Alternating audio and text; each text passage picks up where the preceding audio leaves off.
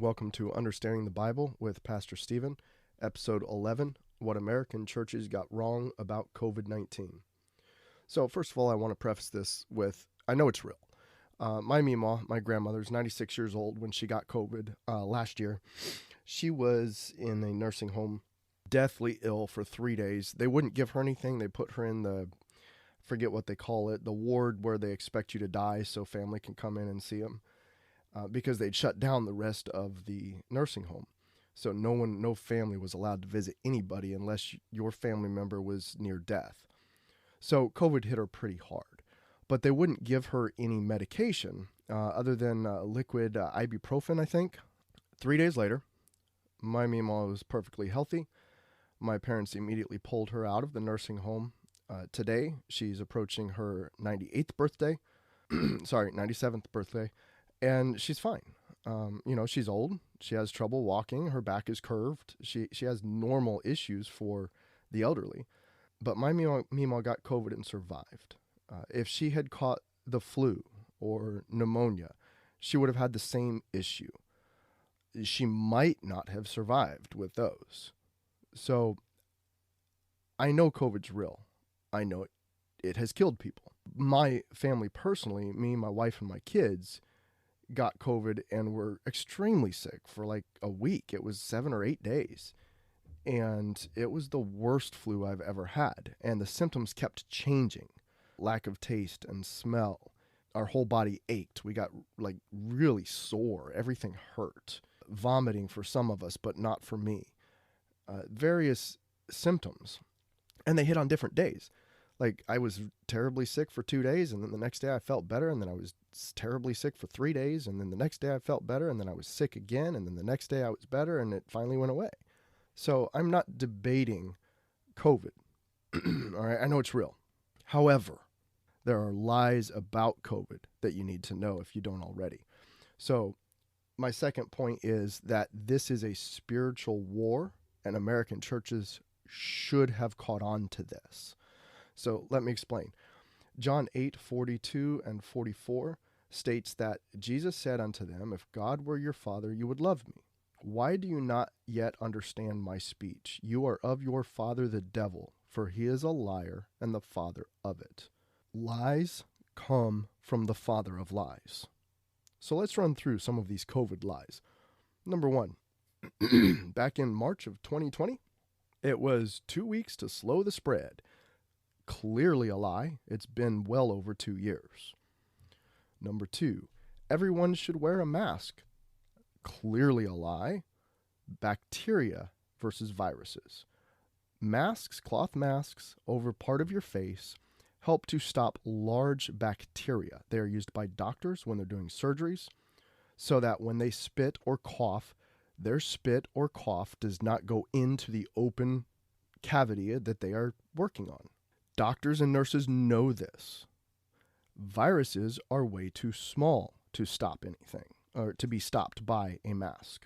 Wearing a mask on like 6 inches of your face that does not hermetically seal to your skin is, and plus it has porous, I think it's the cloth has like 300 microns thickness between, of holes, and viruses are much smaller than that, so they just go right through it. The whole idea that the masks would stop anything is a complete and total lie. It's like building a chain link fence around your backyard, putting that mask over your mouth and nose to stop mosquitoes. Granted, if a swarm of mosquitoes hits that fence instead of going over the top of it, 5 or 6 of them might actually hit one of the links and die or not go through or have to crawl through. But it's not going to stop the swarm of mosquitoes. Most of them will get through that fence. And if they didn't fly down low, if they flew 6 feet up above in the air, they'd fly right over the fence. The masks don't do a darn thing against a virus. So why did governments, cities, states, federal government start mandating that people wear masks when it's 8th grade biology? Everyone knows that they don't stop viruses. Number 3, they did quarantines for the healthy. Why? That's a lie. Quarantines for the healthy don't do anything. Number 4, They shut down businesses to stop a virus. First of all, that's pure evil. Taking away family income, social activity, people's livelihoods, all for what? A lie. Viruses don't stop just because you're not going to work. That's not how viruses work. Look up the definition of coronavirus in a book. It's just a shape. It traditionally refers to the common cold virus. Go to the library. Don't trust the internet. I've seen things disappear and definitions changed online from day to day from sites like Google, Webster's Dictionary, the Arkansas State Bar Association. A lot of these places delete stuff that don't fit the going narrative. So go get a paper encyclopedia and look up coronavirus. See what it says. You'd be surprised. They've been lying about that. They've been lying about maintaining a 6-foot distance. That's not how viruses work. Viruses stay on surfaces, clothing, floors, chairs, tables, until someone else comes along and touches them. So 6-foot distance doesn't mean anything. You can be right up next to someone that has the virus, and provided they don't cough in your face and you inhale some of the virus, you're not going to catch it. You shake their hand, and then you might have it. Same thing with chairs. I can sit in a chair that's 6 foot away from everybody else. I have the virus on my clothes because I've been coughing in my car or whatever. I stand up and I walk away. Nobody's there. An hour later, you come in and you sit down in that chair, you've got the virus on your clothes. If you touch your clothes, touch your face, then you're going to get sick. So the 6-foot distance is retarded. There's no such thing as a virus that will crawl 6 feet and then stop at 6 feet and 1 inch and it won't go any further. That's just stupid.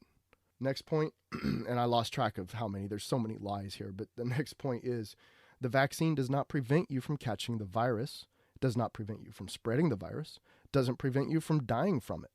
It is not a vaccine by any definition of the word. The vaccine is a lie. Requiring people to get the vaccine to hold a job, attend a concert, go to a store, buy groceries, that is pure Nazism, totalitarian Nazism. Study your history. The Nazis invented the idea of show me your papers to do things or to travel, and it's for your health. That whole thing is not to help you. It is to take control of you and control where you go, what you can buy, and who they allow to do things. Another thing, every doctor, politician, and even individual that disagrees with this false narrative has been banned from YouTube, Twitter, Facebook, all social media pretty much. I am actually on my 46th profile on Facebook, and Twitter has permanently banned me. I can't make any new accounts. This is straight up censorship. It is also Nazi-like. It is evil. And then one other thing, the last thing on this that is a lie, the numbers are all a lie. Oh, we've had 1 million people die from COVID or whatever the number is now. We've had 80 million people catch COVID. Complete lie. The CDC and other health organizations have admitted that the tests don't even test for COVID-19. That means every single number has been faked. And I have proof. My grandfather-in-law died from heart failure. He's been struggling with problems for the last God knows how many years. They expected him to die at any minute in his home. He finally died. They didn't even test him. They listed it on his death certificate as due to COVID-19. So not only are they not able to test for COVID, but they're lying about people by not even testing for COVID and then listing them as dying from it. So all the fear is based on lies, numbers that are not real. My explanation for this, there is no human way that the media, the government, and doctors around the world could possibly all coordinate this BS without people speaking up about the truth. Someone has either pulled the stupid hat over everyone's eyes, or they've coerced the whole world leaders and everything, into saying and supporting all of these falsehoods. The only explanation is that something spiritual is happening. Something spiritual is organizing to perpetrate these known lies and make people blind to the obvious lies. Ephesians 6:12 says, "For we wrestle not against flesh and blood, but against principalities, against powers, against the rulers of the darkness of this world, against spiritual wickedness in high places." 2 Corinthians 4:4 says, "In whom the God of this world hath blinded the minds of them which believe not, lest the light of the glorious gospel of Christ, who is the image of God, should shine unto them. People's minds are blinded not just to the truth of the gospel, but to truth in general.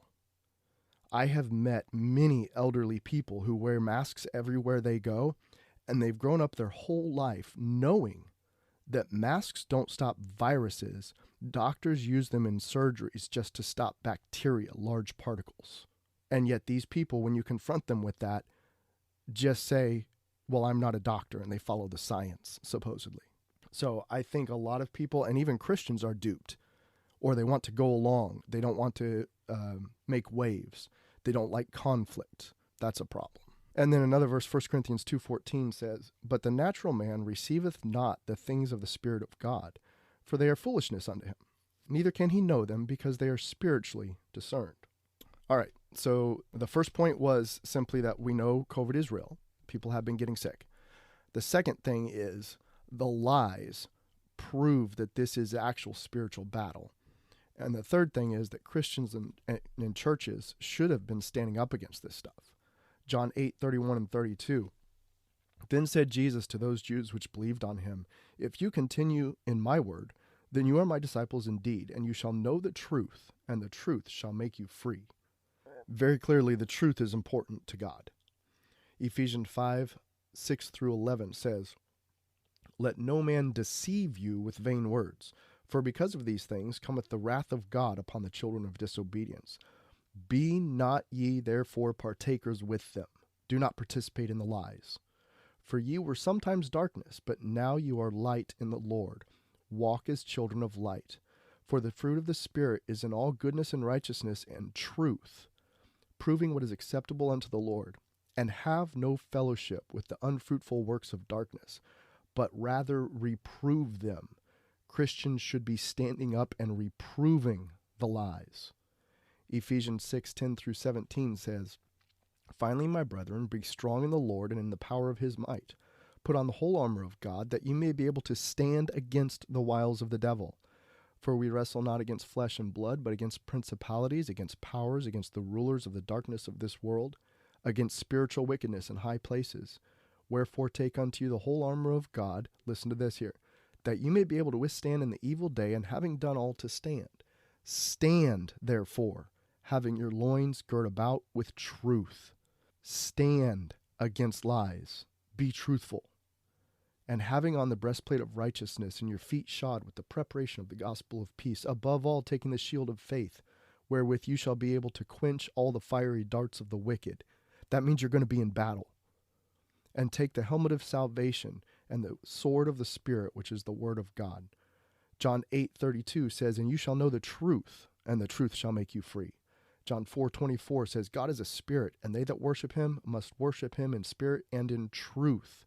Proverbs 12:22, lying lips are an abomination to the Lord, but they that deal truly are his delight. Don't spread lies. Don't participate in it. Speak the truth. Matthew 5:14, you are the light of the world. A city that is set on a hill cannot be hid. The problem with American churches is we didn't stand up for truth. We didn't stand up against the wiles of the devil. Churches capitulated. They shut down. They forced people to wear masks. They set their pews and their chairs 6 feet apart. They observed social distancing. They went to video sermons, which they know had less than like 25% attendance. They reinforced all the lies. They served governments and not God. My pastor in Sierra Vista, when I confronted him about this, I called and set up a special meeting. I explained all this to him. We are supposed to be purveyors of truth. We're supposed to be a light that is not hid under a bushel, but is up on a hilltop so everyone can see us. We're supposed to encourage people in times of depression. We're supposed to give people hope. And instead we shut down churches, told people not to come, told them to wear a face mask, hide their faces from people. We caused so many problems with these masks, and churches were a part of it. Psalm 94:16 through 22 says, who will rise up for me against the evildoers? Or who will stand up for me against the workers of iniquity? Unless the Lord had been my help, my soul had almost dwelt in silence. Don't keep silent. When I said, my foot slippeth, thy mercy, O Lord, held me up. In the multitude of my thoughts within me, thy comforts delight my soul.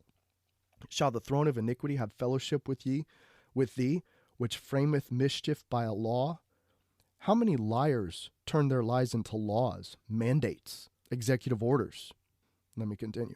They gather themselves together against the soul of the righteous and condemn the innocent blood. But the Lord is my defense, and my God is the rock of my refuge. James 4:4 says, Ye adulterers and adulteresses, know ye not that the friendship of the world is enmity with God? Whosoever therefore will be a friend of the world is the enemy of God. Proverbs 28:1 says, The wicked flee when no man pursueth, but the righteous are bold as a lion. We should have stood up. 1 Corinthians 16:13, Watch ye, stand fast in the faith, quit ye like men, and be strong. Churches were weak. We did not stand up and fight. We caved. We were cowardly. We gave in. We shut our doors. We listened to whatever the government wanted us to do rather than what God said to do, which is open your doors, welcome people in, do not forsake the gathering of yourselves together, preach the gospel. We were not strong. We were weak. James 4:7 says, Submit yourselves to God, resist the devil, and he will flee from you. Matthew 6:24, No man can serve two masters, for he will hate the one and love the other, or he will be devoted to the one and despise the other. You cannot serve God and money. Did Christian churches shut their doors, do the quarantine, avoid preaching the gospel, hide from the public, refuse to speak out about the truth to maintain their tax-exempt status? Why did we do it? Why? There is harsh judgment from God for those who are afraid to stand up for what is right. Now, I'm only reading you a small part of the verses that I found. So keep in mind that if you do a search on these verses or you get out a study Bible and you read one of the verses that I'm reading to you, look at the notes for that verse and you will find other verses that tell you these things. God is very emphatic about standing up for right and standing up for truth and fighting. Revelations 21:8 says, But the fearful, and other translations call these people cowards, and unbelievers, and the abominable, and murderers, and whoremongers, and sorcerers, and adulterers, and all liars shall have their part in the lake which burneth with fire and brimstone, which is the second death. Liars and cowards. That is what our church became, the Christian church across the nation. Proverbs 25:26 says, As a troubled fountain and a corrupted spring, so is a righteous man that giveth way before the wicked. We gave way to the liar, the father of lies, and our churches did what they did. Luke 12:48, But he that knew not and did commit things worthy of stripes shall be beaten with few stripes. But unto whomsoever much is given, of him shall be much required. This idea from Spider-Man, with great power comes great responsibility, it comes from the Bible. To whom much is given, much is required. So in summary, churches failed America by closing down, masking, social distancing, spreading the lies. Number 2, we as Christians should be standing against the lies, despite whatever perceived persecution we face. Now, me personally, I quit going to that church. I lost my job. I moved to Texas, and I'm looking for a brand new career. That's not real persecution, but it was tribulation. It was things I had to go through because I stood for this stuff. And if every Christian in America did it, it might have changed. Number 3, Christians should not have the spirit of fear, but should be fighters against injustice, against lies, against the wiles of the devil. There's a lot more I could go into here. As always, feel free to contact me on angrypatriot42@yahoo.com. Get a hold of me. I will be glad to help deal with these things or give you a religious exemption if your job requires it. But you need to stand up for what is right. Do not let these lies continue. I have refused. I have never worn a mask in public or in my home because I knew it was a lie and it didn't work. I've been kicked out of places. I've also been places where everyone else was wearing a mask and I didn't get kicked out. So learn to stand up. Until next time, Joshua 1:9 states, Have not I commanded thee, be strong and of a good courage. Be not afraid, neither be thou dismayed, for the Lord thy God is with thee wherever you go.